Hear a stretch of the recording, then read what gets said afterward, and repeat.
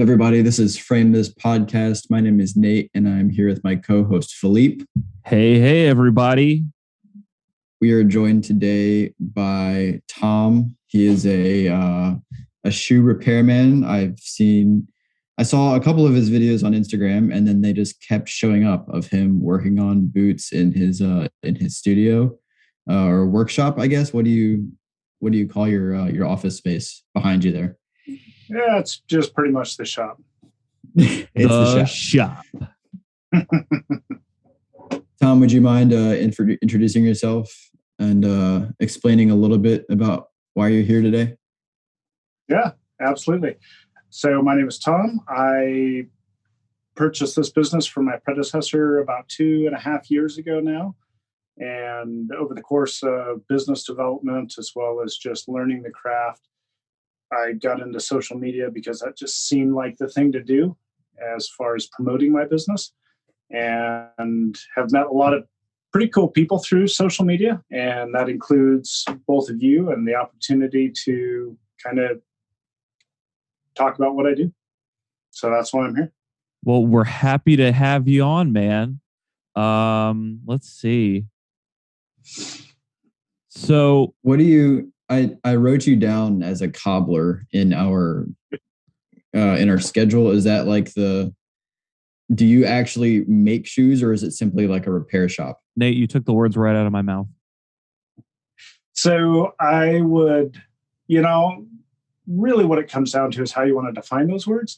So it is boot and shoe repair, and the scope of what I do is not limited to repair on boots and shoes. Right now, I don't have all of the equipment necessary to manufacture footwear. All that equipment, unfortunately, had been sold before I purchased the business. But I am in the process of building that machinery inventory back up. So I feel pretty comfortable calling myself a cobbler, even though that doesn't include necessarily the manufacture of shoes. And yeah, it's I think a more encompassing term, because it's boots and shoes and belts and purses and jackets and zippers and on and on and on. It's pretty amazing, some of the things that walk through the door. And I think I'm locally building a reputation for the guy who will do it when nobody else will. So it's a pretty wide variety of work that I do. That's a really good reputation to have. I read a book. It's probably one of my most recommended books a while ago by a guy named Cal Newport. It's called So Good They Can't Ignore You. And it's a Steve Martin quote from an interview he did with him. And it's just about the idea that, like, if you're the best at what you do, the competition really doesn't matter. It's about like making your own unique field rather than like competing in a space with other people. How did you, so you obviously took over the business from someone. How was it even on your radar? Like, where did that journey start before that? That is an excellent question. So I would say, like many people of my generation, grew up with parents saying, when you go to college, not if you go to college or if you choose to do this or that. It was definitely, you're going to college. And I went down that route and got a lot of education and a few degrees and put that to work. And having grown up in a very rural environment on a farm, working with a father who's a large animal veterinarian, I developed. My dad did that too. Hey, there you go. I was born in Lancaster, Pennsylvania. He worked on Amish farms for years. That's crazy. Nope. So early on, I developed a strong appreciation and love for working with my hands and actually doing something physically that was labor and work.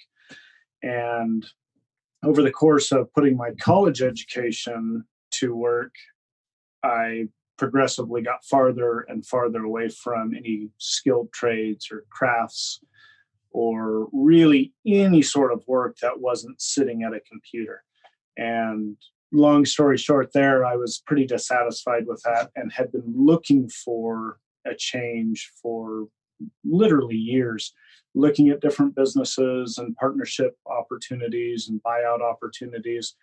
And although many of the different opportunities I looked at were interesting to me, this is the first one that literally that just worked. Everything fell into place.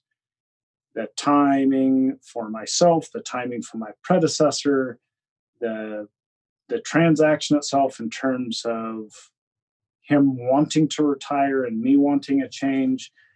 It was quite surprising how well it worked. So I guess the short answer is I had been looking for quite some time, and when this opened up, I heard that another shop in town had closed, and I was like, oh, maybe I'd enjoy doing that. So I got a hold of that guy, and he said, well, the business would be good once the other business goes out of business.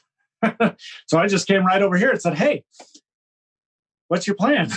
And about a month later, me and the bank owned the place. Nice. Fantastic.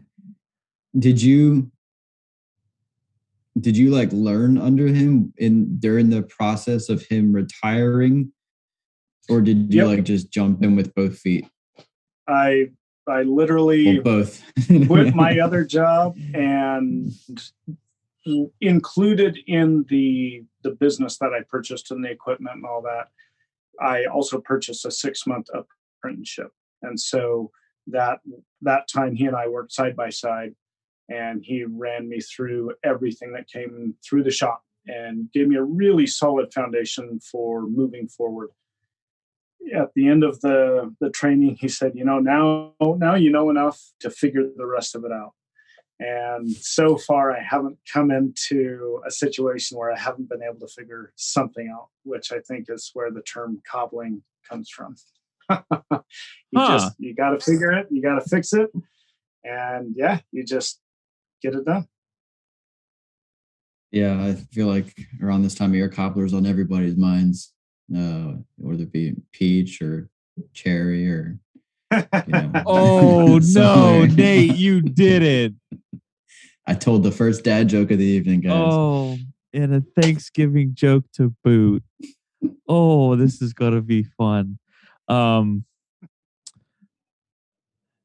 see. For those of you listening, this episode will drop a couple of days after Thanksgiving, but we're recording it with Thanksgiving on the horizon. Yes, so. We got Thanksgiving on the mind already. All three of us probably.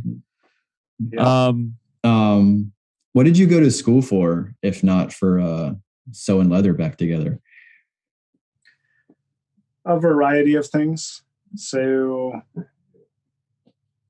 I have an associate's degree in arboriculture. I have a Bachelor of Arts in Spanish, a Bachelor of Arts in Agricultural Education, and a Master of Science in Soil Science. Wow. So are you going to be some sort of a civil engineer or like some sort of runoff engineer? I would say I'm not very good at quitting. So even after I realized I didn't want to do the last thing, I finished that while starting the next one. They were all individual pursuits. That's impressive, my good sir. That's impressive. Yeah. I've heard of people like switching majors and having to finish out because their credits won't transfer, but intentionally finishing everything you start. Do you feel like that translates to your business now? Like, yeah. So if you look at higher education as a whole and what opportunities people have to learn and the lessons they have to learn, it goes well beyond the classroom. So a lot of the work ethic and the individualized motivation and that sort of thing definitely comes from that period of my life where there was nobody there to make me do something. It was all on my own shoulders. But if we're talking about strict academics, no. There were no classes in college that relate to this. I took some shop classes in my pursuit of the agricultural education degree, and there's always translation there for shop safety and working with machinery and being able to fix something once it breaks and that sort of thing. But there is no direct tie between the machinery here and the machinery I was working with there. So when it comes to like repairing the shoes, Well, it's not just shoes, Nate. It's not just boots. Okay, let's start with that. What is the weirdest thing that has come in through your shop? Oh, wow. If you're allowed to talk about it. There's nothing that has made me blush. So that probably makes everything okay to talk about. I've had probably a 6-foot zipper on a leather trumpet case. I've had a wallet that a son inherited from his father who fought overseas. I've had a leg brace come in for somebody who has permanent mobility issues in one of his knees, and it was wrapped with suede leather, and that had worn through. There are some weird things, and I suppose there are enough weird things that it's just kind of in one side and out the other. But there have been a couple things that have come in, and I just look at it like, okay, well, what am I going to do? What are you going to do? Yeah. What are you going to do, baby? Oh no. Okay. Yeah. So the second question is, if Nate's not going to let me get any questions in tonight, so take it away, Nate. No. Tom, walk us through. So many. I know. I'm going to start off with, walk us through a typical day at the shop. Do you get items throughout the day that, of different varieties, but I'm assuming it's all leather, correct? So I guess I'll split your question and try to address them both adequately by kind of parsing them out. So the first one, as far as a typical day goes, I think it's more comprehensible to look at a typical week for me, because that's how I batch my work. So Sure. As work comes through the door, I compile it, I ticket it, I prep it, which just means putting the goods together that are going to go with it, and then I shelve it, all to be started and completed the following week. So I don't have open hours on Mondays, because that's when I do all of my sewing repair. Being interrupted while something like this is hanging off a needle on a sewing machine is not ideal. Right. I keep the doors closed and I do all of my sewing on Mondays. And then Tuesday through Friday, I have open hours. So public can come in 9 to 5:30. And that is a constant attention divider. No matter what I'm doing, where I'm at the rest of the week, if the bell goes off or the phone rings, I have to set down what I'm doing and go address that. So as far as customers dropping stuff off, there's no restrictions on when they can come in or what they can bring in. And then Tuesday and Wednesday generally are tear down days, getting all the old pieces off, prepping for the new pieces. Thursday, I try to put everything back together. For example, it's Thursday night and this is put back together with a new heel, and then tomorrow I'll be contouring it down and refinishing the sides.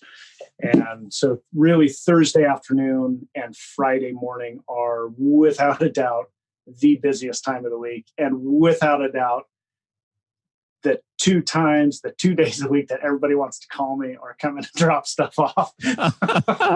Which, it's this double-edged sword. You got to have people walking through the door to have work.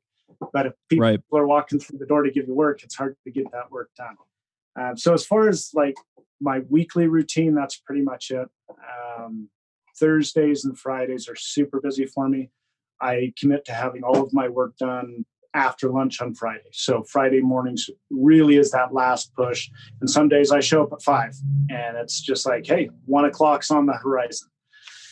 So that's the typical work week of how my flow goes here. And then in terms of the items that come in or the material that I work with, really there's no limitation to that either. I really do prefer to work on leather items.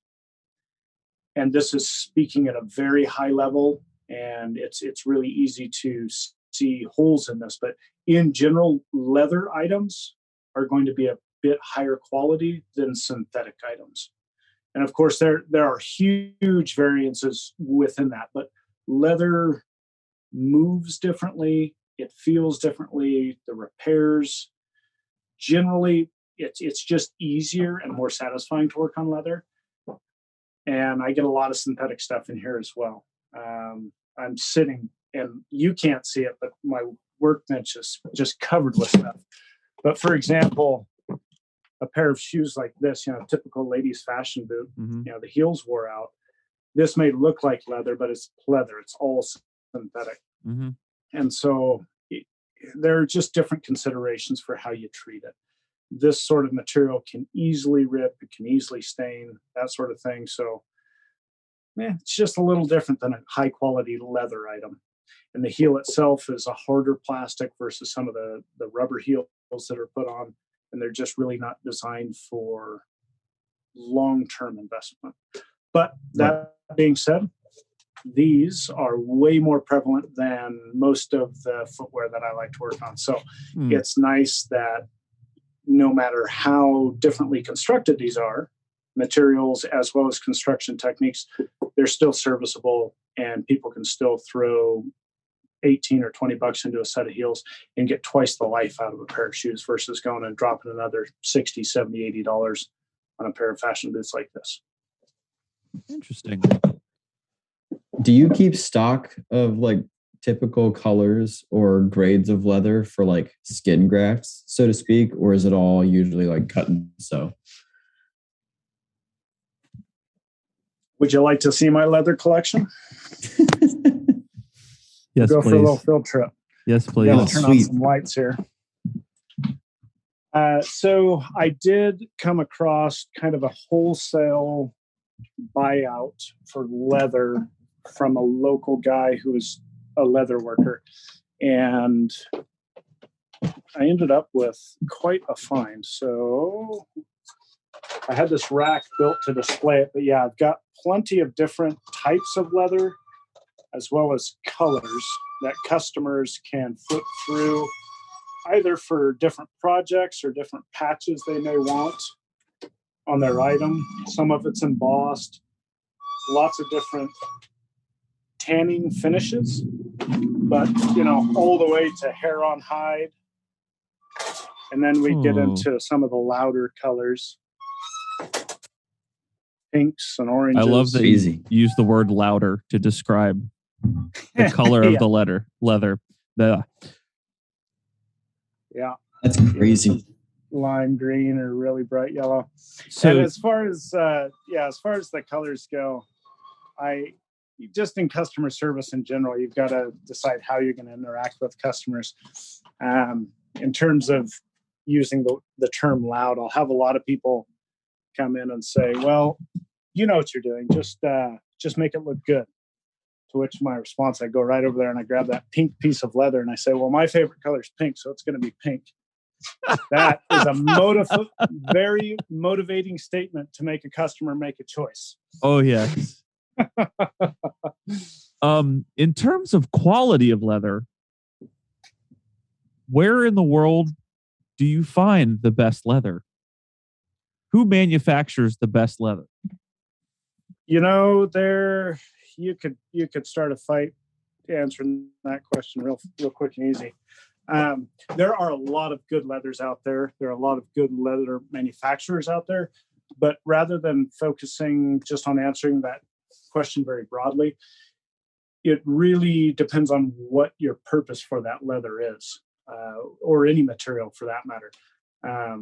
I would not use the same type of leather in this boot if it was to be constructed of leather that was used with this boot, because it's a different application. This is a straight up work boot, whereas this is a fashion boot. Fashion, right. So as far as a manufacturer goes, like I said, there are a lot of really good tanneries out there. There are a lot of tanneries that have very big names and they produce great products, but that is not to say that other tanneries don't. It really, I think in general, you want to find tight-grained leather versus loose grain leather, and that'll help retain shape better. But if you go to a Weaver leather supplier or a Tandy leather supplier, and you just feel the product in your hand, and maybe I'm a bit skewed in my perception on this now, but I think it's readily available to anybody when you touch a piece of leather, whether or not it's quality. You may not know why it's a higher quality grade than something else, but if it's really stretchy, it doesn't mean it's bad quality, but for your application, it may not be the best quality leather to use. What is so I work with flooring, and grain means something different to me, just, by way of hardwood. What does grain mean in like the leather world when you say like a tight or a loose grain? Let me grab an example. Nate, you realize this is show and tell. Yes, you realize there's going to be so many leather jokes from this episode. Oh yeah, so, like from Dodgeball. Yes. Overall, where leather is taken from on the hide can really determine what it's suitable for and how tight grained or loose grained it is. If you're looking at an area of the hide that has a lot of range of motion, for example, the armpit area or, the neck, you can stretch, your skin stretches every time you look around. You're going to find more pliability in that area, but it's also stretched out versus where it's a bit thicker and doesn't have that much range of motion. It's going to be a little tighter grain. So this is Latigo leather. It's really tightly grained. I'll try and hold that still enough. That's the edge. It's strap material. Okay. Versus say, and it's not equal because it's much thinner and it's much wider, but this is veg tan leather. And that may or may not focus on the edge. It's very difficult. Oh, you can? Yeah. So looking at it on the camera, it may not have the scale to really tell the difference between the two. But yeah, the grain really does make a difference, especially for what your application is. So application is everything when it really comes down to it when you're working with leather, in a nutshell. I would say it's one of the most important things out there. If you go to any custom boot maker who's worth their salt, when they click out their pieces of their boot, they're going to be very selective about where they click those out on the hide and what they're going to be used for. So the tongue gusset here really can be loose grained, very pliable leather. It adds comfort to the top of the foot, and it's not integral to the construction of the boot in that it needs to retain its shape. Compared to, say, a heel counter or vamp, where that area of the boot experiences direct pressure from your foot, from outside forces, and it really does need to retain its character to remain a quality boot. So that's why I hesitate to say loose grained or tight grained are better or worse than each other. It really depends on where you're going to use them and what they're going to be used for. That's a really, how do you, I guess it comes with experience, but how do you know, where to use one leather over another? Is that just by feel? I learned my knowledge base from my predecessor, and he owned this shop for 52 years, and he bought it from his father, who owned it before him for 8 or 9 years.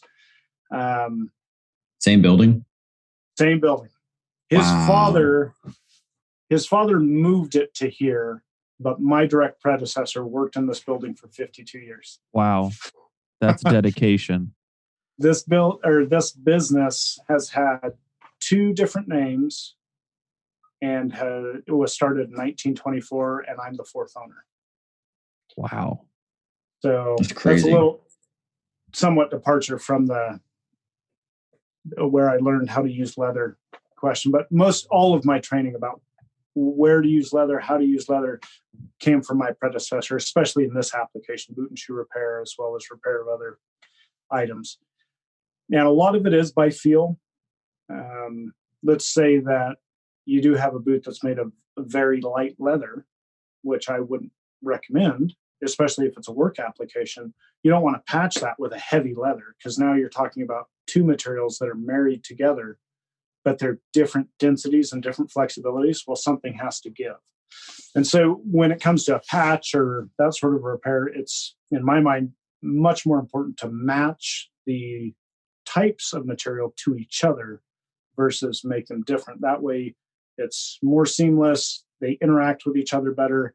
And the last thing you want to do is do a repair and have that be the next thing that fails on the item. Right. Right.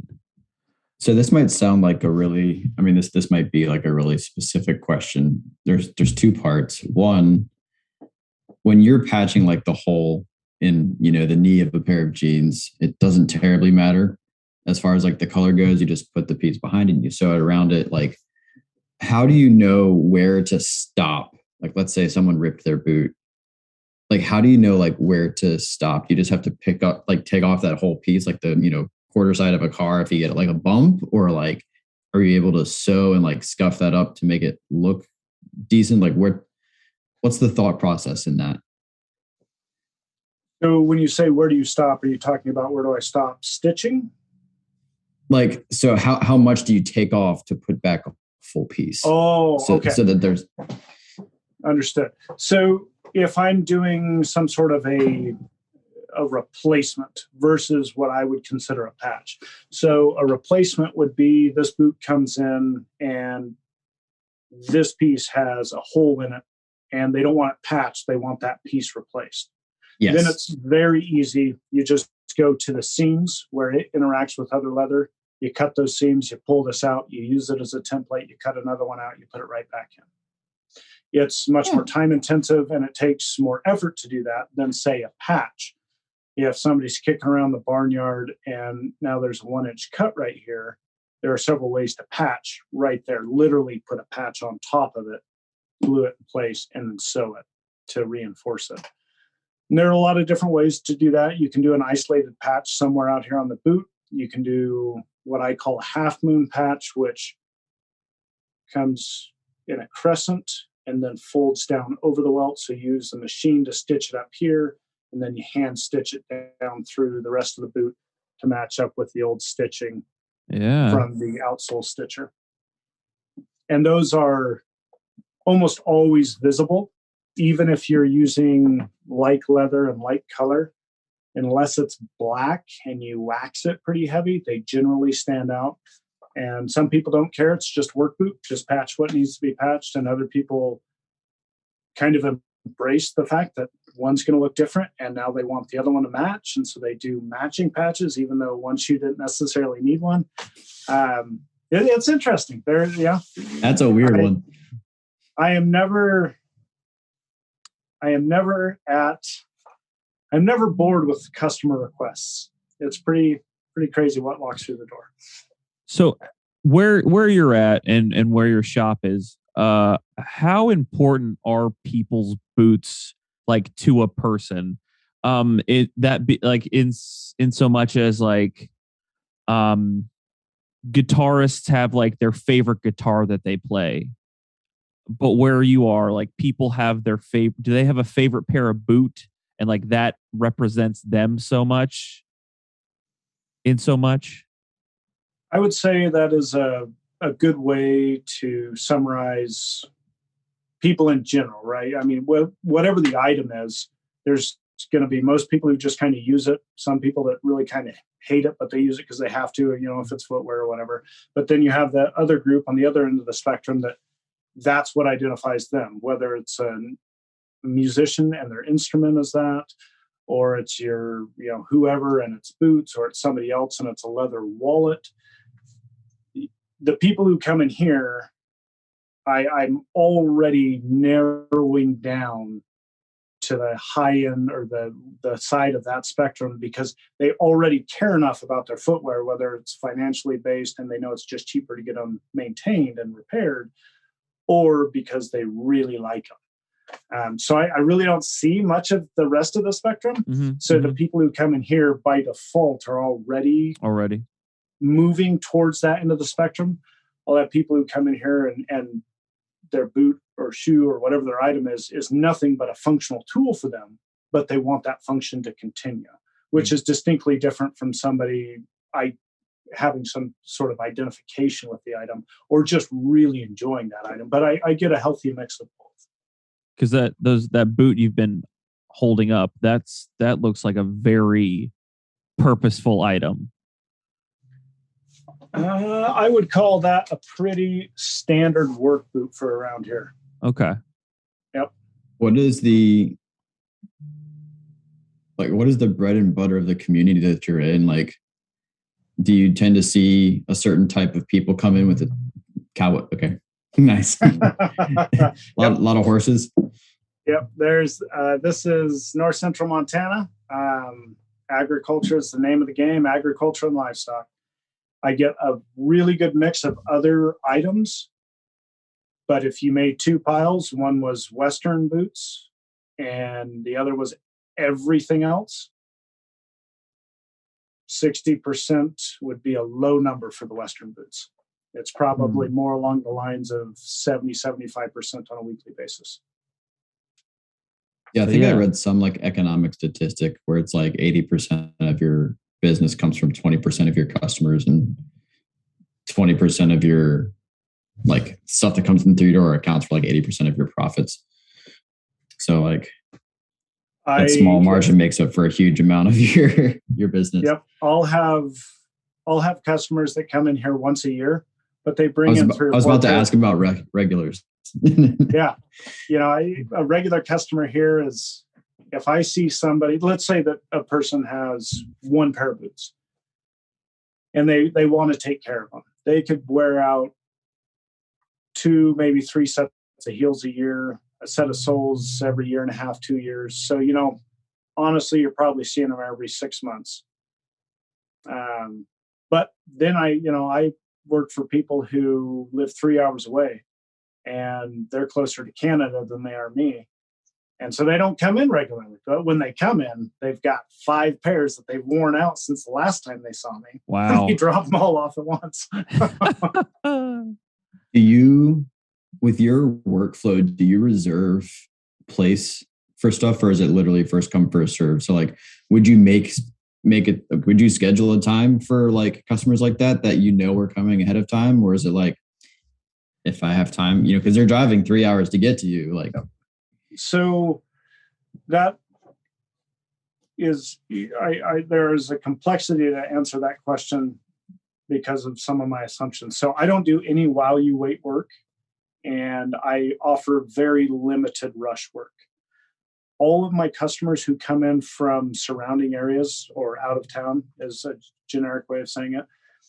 I've done a really good job, or at least I hope I've done a really good job of letting them know that if they are coming to town and they have a set schedule, if they let me know that a week ahead of time, I can put a place marker in for them. So even though their item isn't in the shop, I know they're going to be in, I know they're going to pay for it. I know, what the job is before they walk through the door. That helps a lot. But in terms of my workflow, I really try and keep it, drop it off this week, pick it up at the end of next week. And there are a few exceptions to that. And generally speaking, somebody who lives that far away and they're a good customer, that's when I really, do my best to bend over backward and get their item to them, because I know it's not, can you punch a hole in my belt? It's, hey, we're going to be working the herd next week and my heel fell off last week. This is my best pair of boots. It's like, okay, well, this is really necessary for your livelihood. This is your everyday life. And so I try and make exceptions for those sorts of circumstances. But honestly, I inherited a really good business from my predecessor. And I'm riding his shirt tails because he's been telling that to people for 52 years. So it was easy to continue that mode of operation. And I'll have people call in regularly and say, hey, I'm out of town. I'm coming in next week. I need this done. Can you do it? And that's when I really try and work with people. Do you ever service the same pair of boots? Do you ever, like, have you serviced the same pair of boots like more than once? Yep. Since taking over, I have, is the short answer. I've done lots of different things, whether it's heels or full soles. It's funny to see how boots age. I kind of feel like a weird uncle in a way, because you just show up and see your nieces and nephews every once in a while. And like, oh my God, you're so much bigger, for, in this application. You have wrinkles. So yeah, it's interesting, and definitely people, there's a comfort, but there's also a sentiment and an attachment to something, as many people would say, as simple as footwear, but really you're walking around in it every day. And especially if you're somebody who doesn't fit into that kind of 60% category of generic footwear, if you're somebody who's struggled to find something that works for you and you finally do, then it really kind of amps it up. Somebody who needs a combination last or has very narrow heel, but a very wide ball of the foot. And all of a sudden, rather than buying the $60 or $80 pair of shoes from wherever, they drop the money and they get something custom made at $500 or $600 or $700 or $800+ and it works for them. It's no longer just a shoe. It's no longer the simple thing. It's, it means something, not only in comfort and support, but financially, whatever it is. It's to have those customers come in, and they do, especially the customers who are at that price point, they know the value of their shoe, and they know that the real value comes in keeping it maintained over several years. And yeah, I'll have people come in and they're just like, yep, heels, here you go. And they're out the door, and I know their name. I know they're going to come back. And it's just like that quick and simple. But yeah, the repeat customers really are a joy to interact with, because they value what I do and they show gratitude for that. And, in response, I do good work, I do quality work, and I stand behind my work, whether or not it's for them or any customer, but they're well aware of that. So it's a really nice relationship to have when it goes from the one-off customer who comes in and says, oh, I didn't know you could do that. And then they come back the next time because now they do. Do you find, like, especially with, a type of caliber of people that are coming in to take care of something as seemingly simple as footwear, do you find like they're easier to work with because they have the money and understand the value of that product? Or do you find them to be more like picky because they understand the value of that product?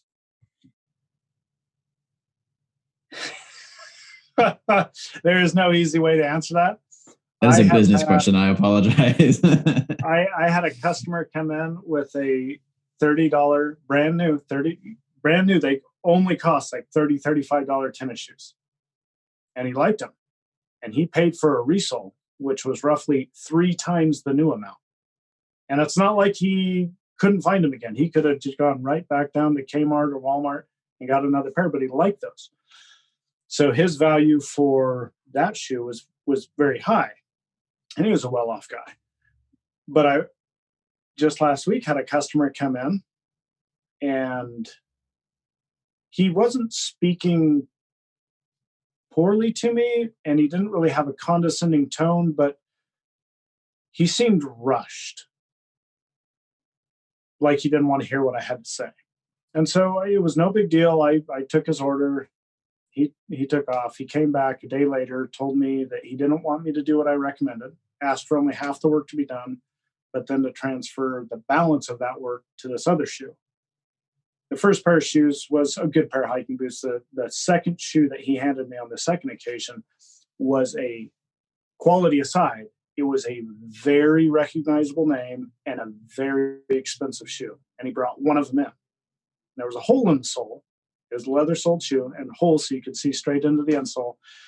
he goes, well, just don't only do half the work on that pair, but then forward that balance to this pair. I don't want a refund, and then I'll just pay the balance because I'm tired of putting my feet up on my desks, on my desk, and having my clients see a hole in my shoe.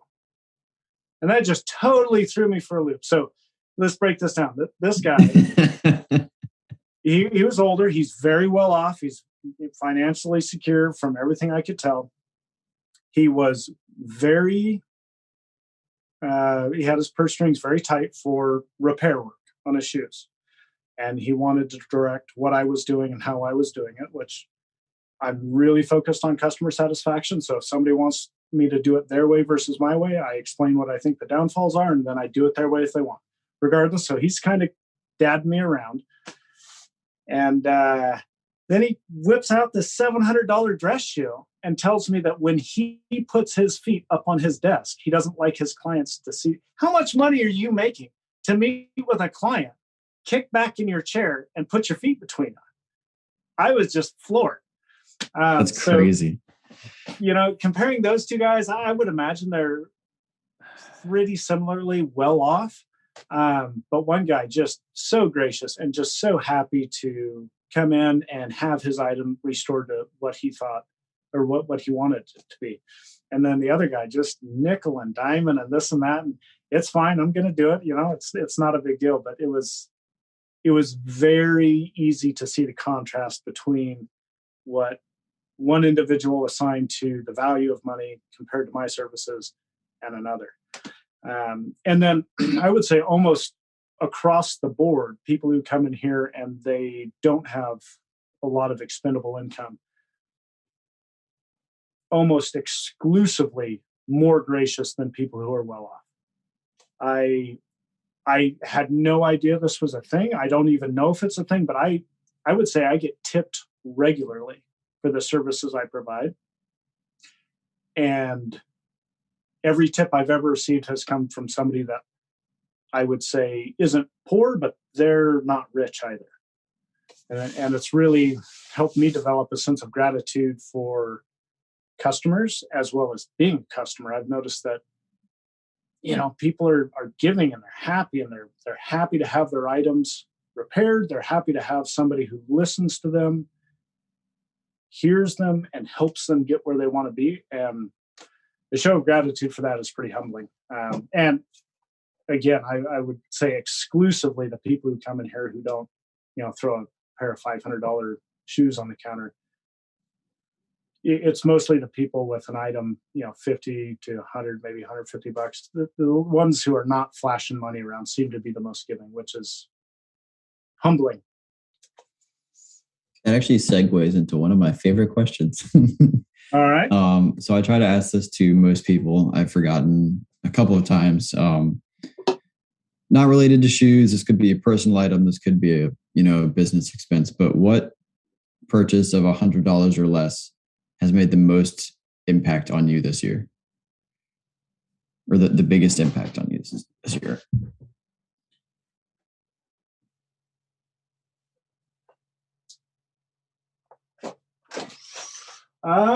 Survey says it's the chair. It's pretty nice. I would say kind of the silent helper. I have let's see. I've got these two items right here. The larger box that you can see right there. That is a hood with an activated charcoal filter. I got that with the business, and that's certainly way more than $100. But it does a really good job of pulling fumes away from you when you're working with solvents and thinners and glues and different adhesives. But it wasn't doing a good enough job. It goes through charcoal, and then it's after the charcoal filter, it goes outside.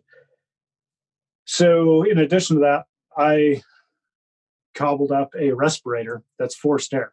So I'm flooded with fresh air, and that keeps all the fumes out of me, which, I don't know, probably costs like $15-20 start to finish. Seems pretty simple and basic, But I made up my mind to really focus on safety equipment when speaking with my predecessor during my apprenticeship. And his comment was, yeah, my hands shake, and every boot maker I know has shaky hands. Meanwhile, he's over there with a glue pot and a glue brush, like looking really close at what he's doing. It's like, well, there are warning labels on things. And, if I'm going to do this for a long time, which I am, it'd be nice to get to the end of my career and not, have a life changing event that occurred over time just because I'm not getting fresh air. Right. So of all the tools and everything around, that safety equipment is probably the most important thing in here. What is a common injury? Are there any common injuries in your field aside from, sticking yourself with a needle? Yeah, absolutely.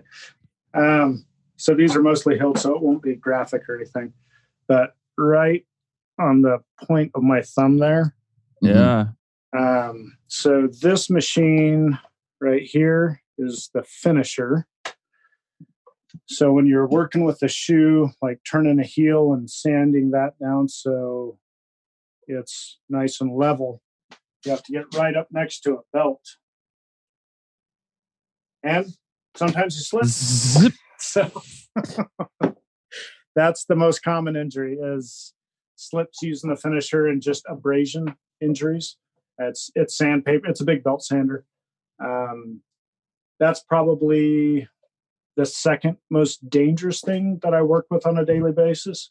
And the first one would be a utility knife, and then another knife that I have over there that are just razor sharp. Those are the most dangerous, and I've only cut myself once with those. Some good odds. Yeah, it's, once in 2.5 years is enough. I don't want to do it again. Well, it's utility knife cuts are one of the worst things. I've sliced, my thumb open a couple of times, like just working in construction in general. Like they're not like you're a sole proprietor, right? Yep. Yeah. So like imagine how much like some sort of detrimental injury would be to your livelihood and your business, and safety precautions are definitely probably high up there on your priority list. Yeah, I sprained my ankle 2 winters ago to the point that I had to have a little tricycle.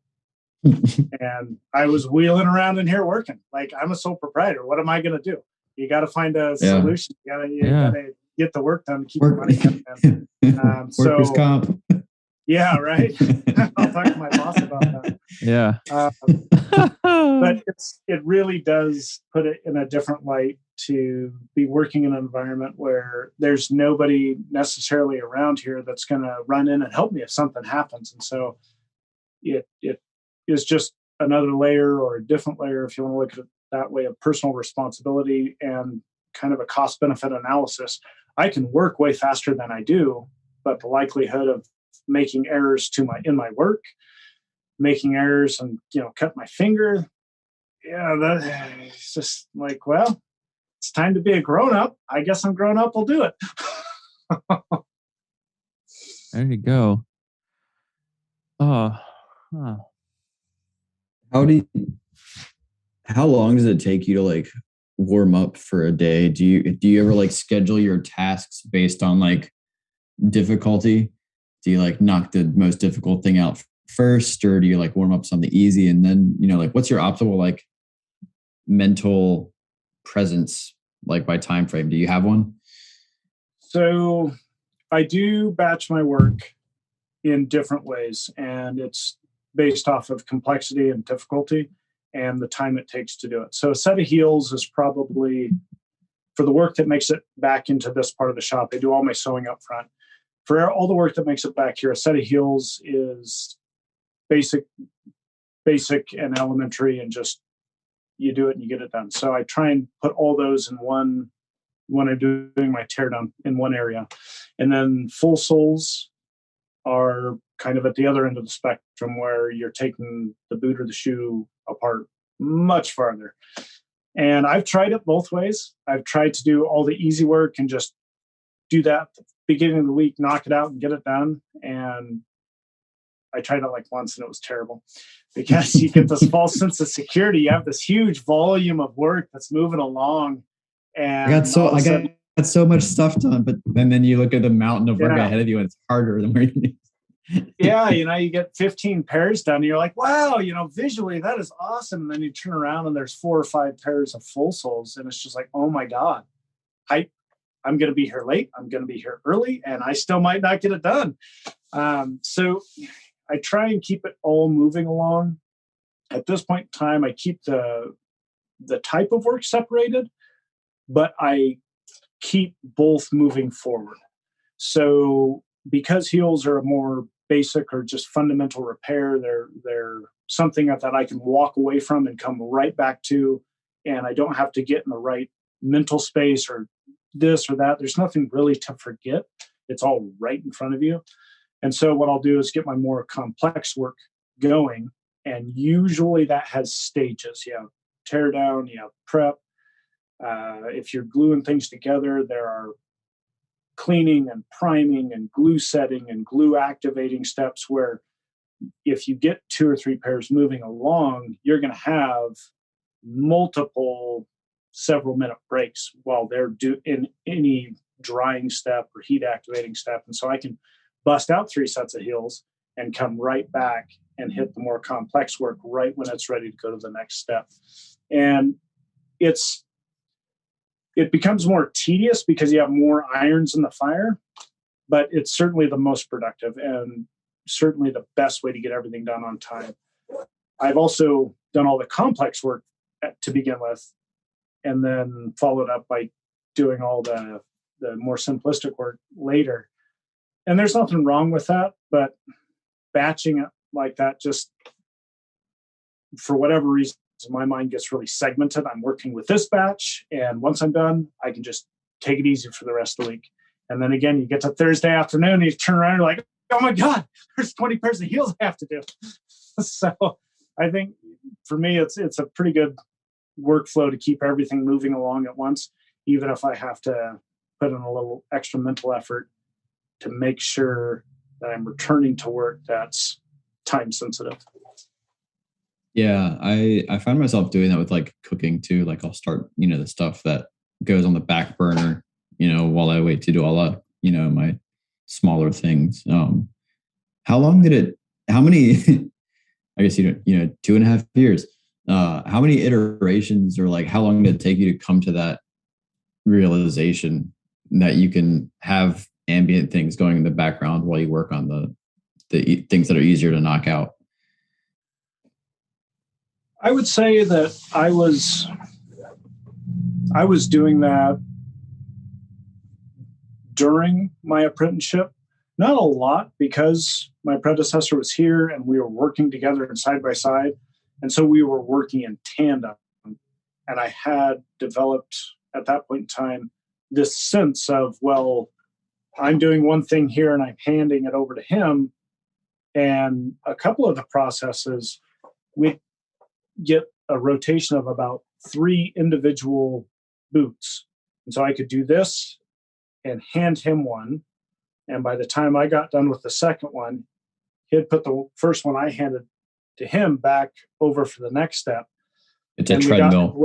It was just we were just turning and burning.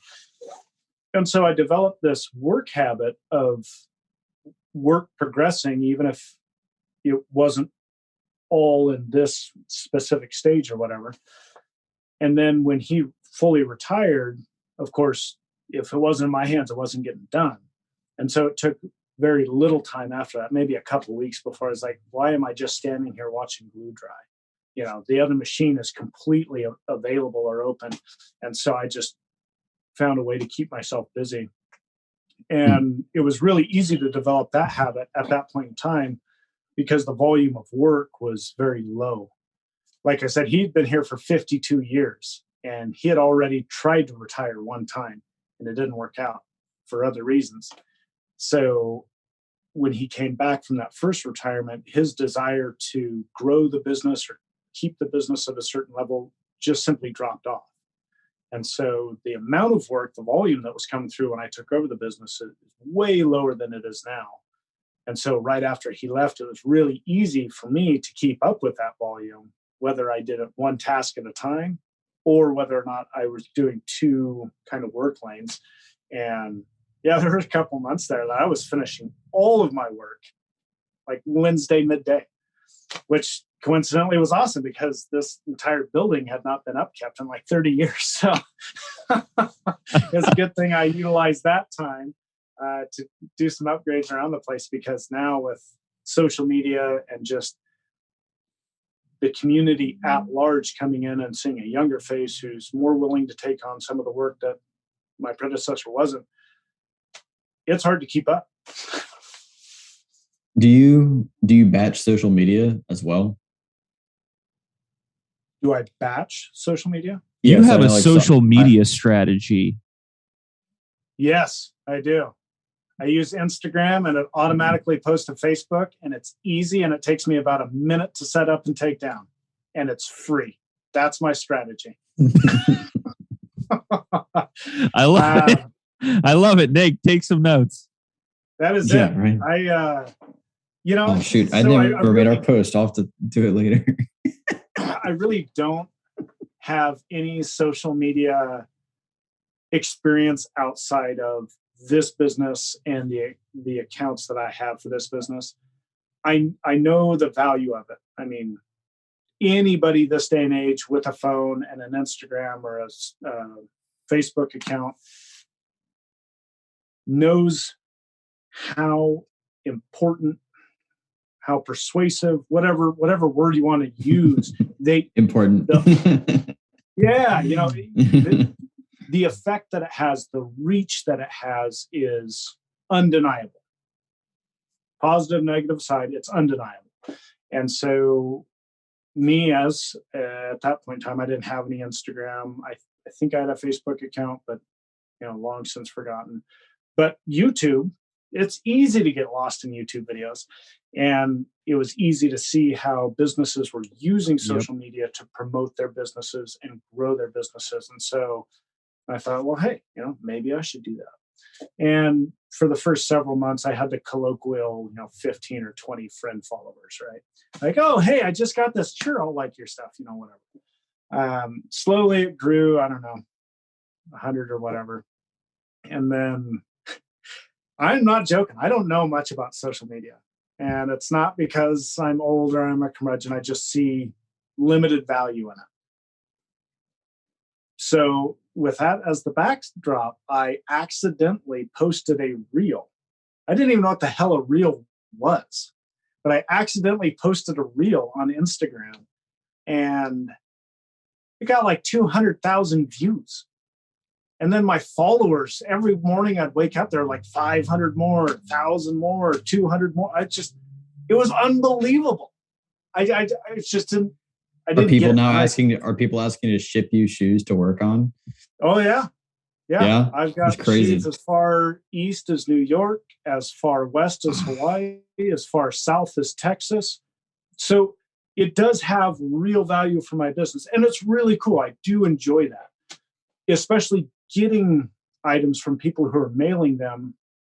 Number one, because they have all the values that my walk-in customers do, but now they found a provider. So that's pretty cool.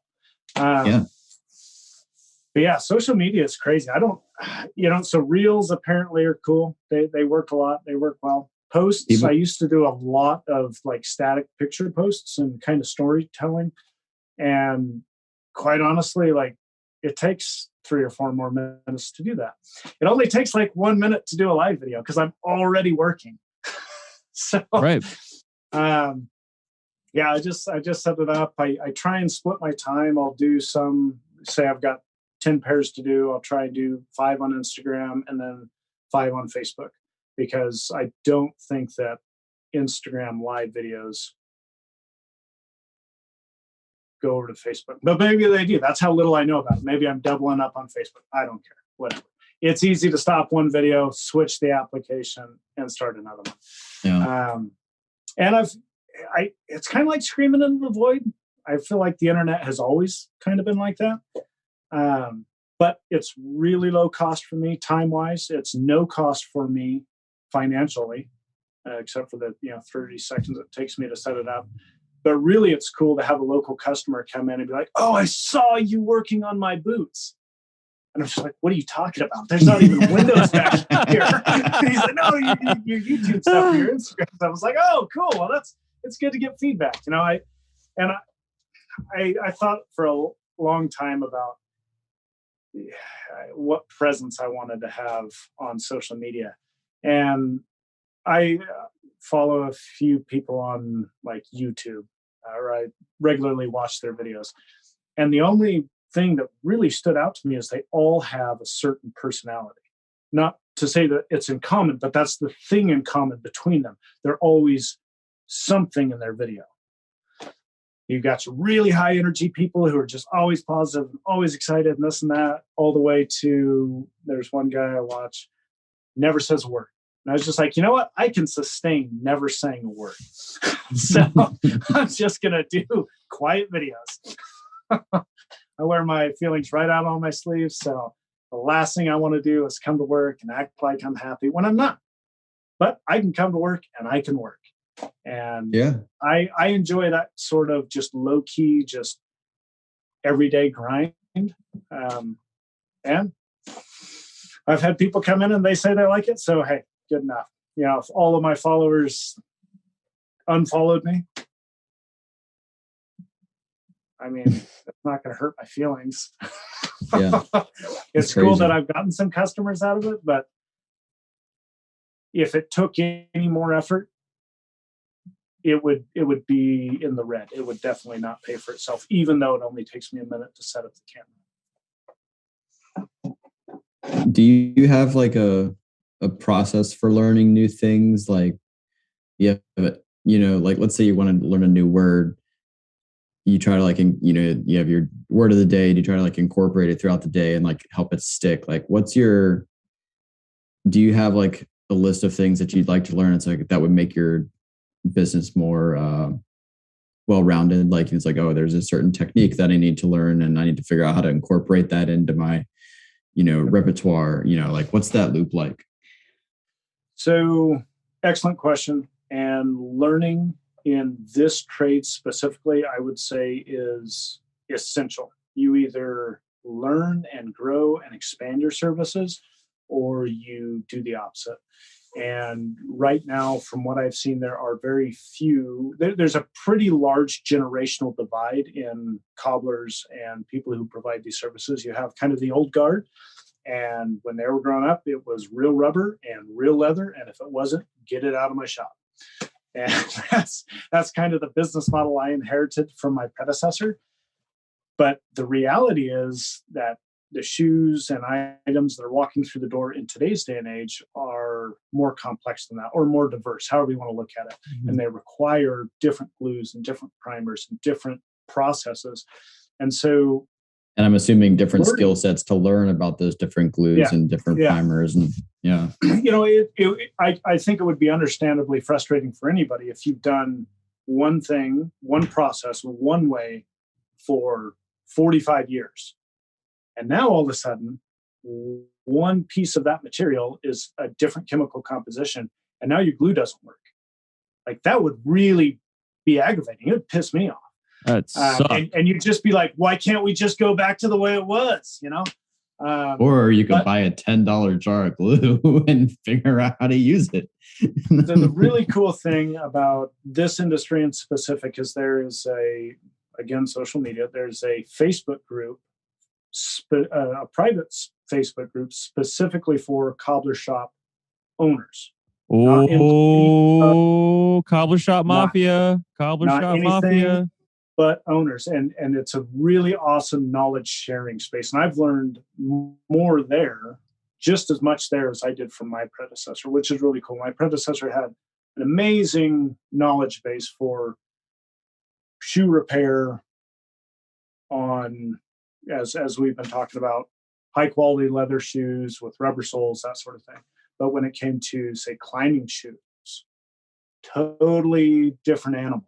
And he and I tried 2 or 3 times, and he's just, at the end of it, it wasn't a failure, but it wasn't great. And he's just like, you know what? This is your thing. You figure it out. And so you get online and you go in these groups.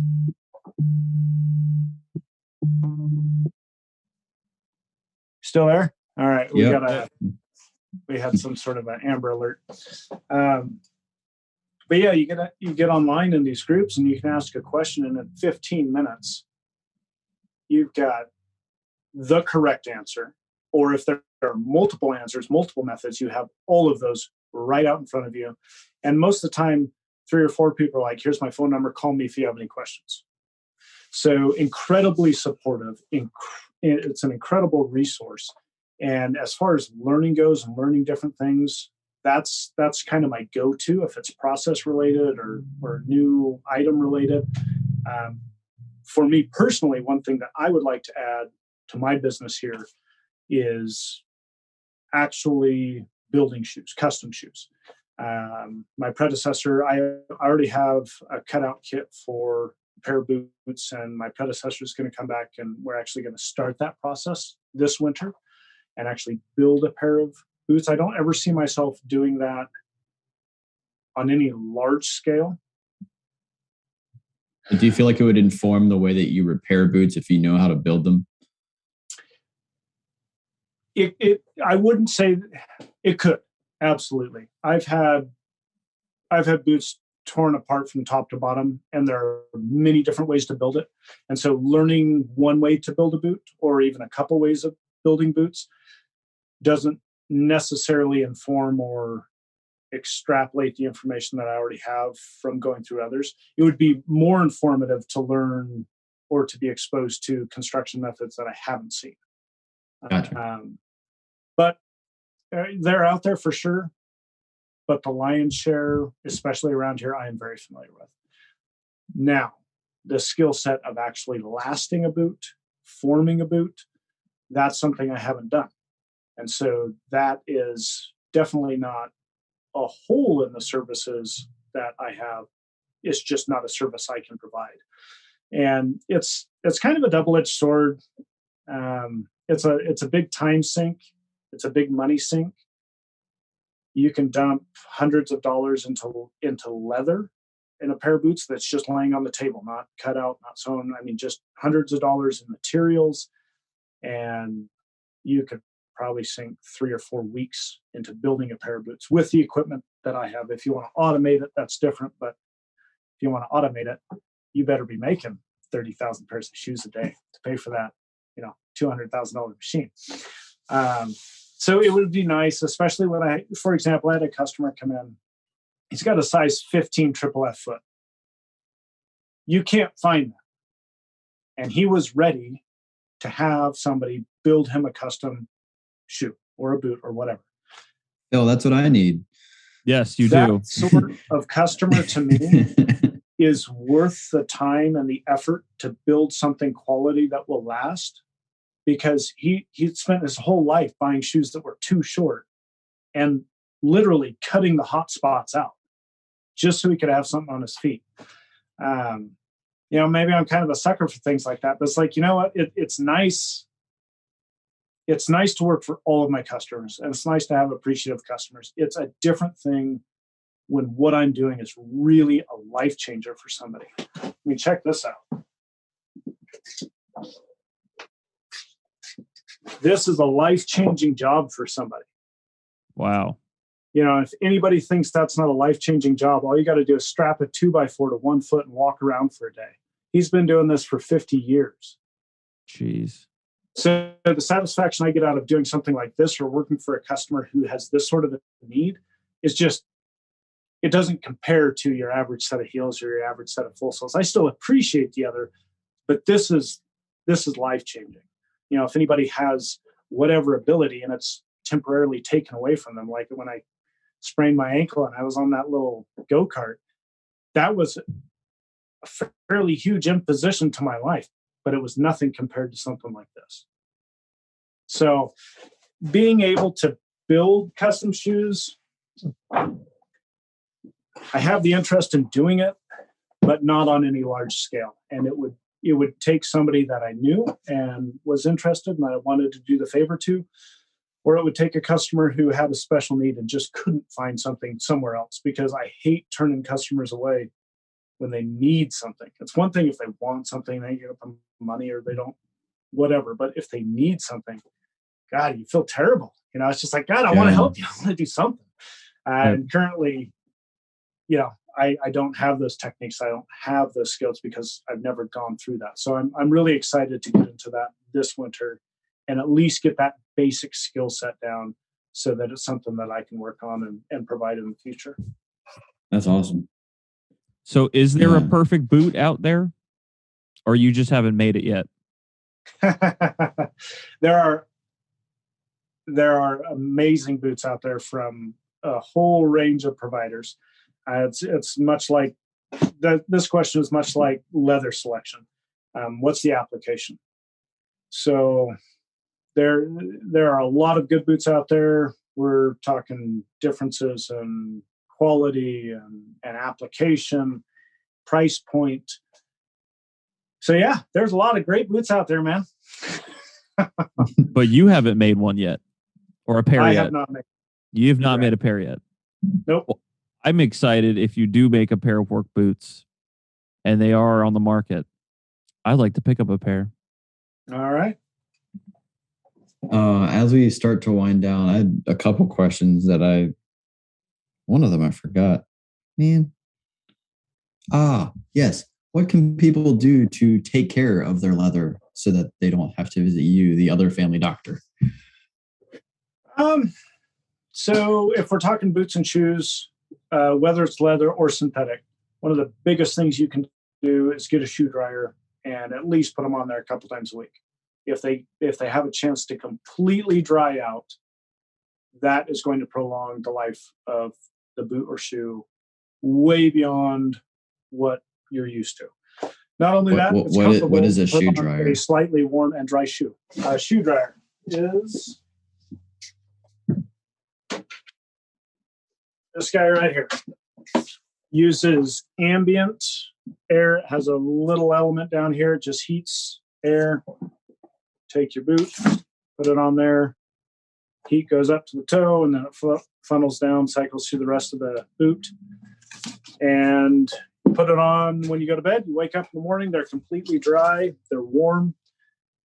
But it gives the leather a chance to dry out and the bacteria to completely dry out, desiccate, die. No bacteria build up. That would be the number one thing I would say right off the bat. If you don't have a shoe dryer, get a shoe dryer. Yeah, you can get waxes and polishes and oils and all that. Well, if you use all of those and your boots are wet, you're just trapping that stuff in there even more. They really go hand in hand. You want to keep them dry and you want to keep them conditioned. And if it's a purse or a jacket or something else made of leather, the moisture issue probably isn't as big of a deal because you're not sticking your foot in it. But keeping it conditioned with your choice of leather conditioner is pretty important. Do you have any pieces of advice for, the next generation of cobblers? Like what would you say to someone, like, who might be interested in, getting into that field? Like what would you... Air compressor. How would you... You'll have to repeat the question. I'm sorry. So one of the things we like to ask towards the end of the show is like, what's the next step? Like, especially since your predecessor was so much older than we are, and than you are. Like, what's your piece of advice for someone who might want to get into this field? Some like high school kid that likes playing with leather and sewing stuff together. Like, how would you encourage them to either get started or even like the first steps? So I've had a couple people approach me about that exact question or curiosity. I am unaware of any current programs in the States that focus on boot and shoe repair, whether it's a trade school, a craft school, secondary or post-secondary education. I'm unaware of any program like that. If there is one, I would love to know about it because that'd be awesome. I do know that the Facebook group I am a part of has spoken about coming up with coursework. And I think it would be kind of a masterclass scenario where people in the group tackle a specific item and it's recorded. And so digitally that information would be available. I don't know if that's actually occurred. So those two options withstanding, because I think those would be amazing resources if something was actually formalized. Those two withstanding. The best thing to do is to find somebody in the craft and work for them. That's what I did here. I've done that for a few other crafts, and the difference between, say, working on RVs or working on houses or working in the plumbing or electrical field is that there are a lot of providers in those fields, whereas in this field there are not a lot of providers, and there are fewer and fewer as time goes on. And so finding somebody who is actively working in it really is, from what I've seen and experienced, essential. I know of a couple people who have tried to get into it without the benefit of somebody else's knowledge and the benefit of their years of successes and failures and lessons learned. And I can only imagine how overwhelming that would be to invest in even the baseline equipment that somebody would need. We're talking 10 grand. And that's really a limiting number. That is, you would have to turn work away because you don't have all the machinery you really need. But let's say somebody gets the bare minimum they need, they spend $10,000 and they still don't know how to do it. And let's just say that person is committed to quality. And so optimistically, let's say 7 of their jobs turn out okay, but 3 don't every week. So now every week you're having 3 jobs come back in and you're committed to quality. So now you're doing it on the second time without charging because you didn't do it right the first time. It just gets in this loop where there can be so much negative feedback, especially if you don't have the resources. First off, the equipment to do it, but more importantly, the knowledge on how to do it. It would take a very tenacious person to weather that storm and come out the other end with a solvent business that could sustain itself. So I would highly recommend reaching out and finding somebody in the trade and training with them. Awesome. It's great advice. Well, yeah, Tom, thank you so much for taking some time out of your evening. I know you're a couple hours behind us, but we really appreciated learning a little bit more about shoes. That was a new one. Boots, absolutely. Cowboy boots, work boots, specialty items, ladies' dress shoes. Thank you for making. I'm just going to come out and say that. Thank you for making people's feet feel happy. Do my best. Because damn, that's important. Damn, you do shoes and your mattress. Shoes and mattress. You provide an important service, sir, and damn, it's an art. So thank you so much for being on. Yep, absolutely. Thanks for having me. You got it. Nate, as always. I was going to say, we'll have to do a Facebook Live sometime and ask you what you're doing. Yeah. Would you like to sign us off, Phil? Yeah. You want to close? Sure. All right, everybody. Stay hungry. Stay creative. Have a good one.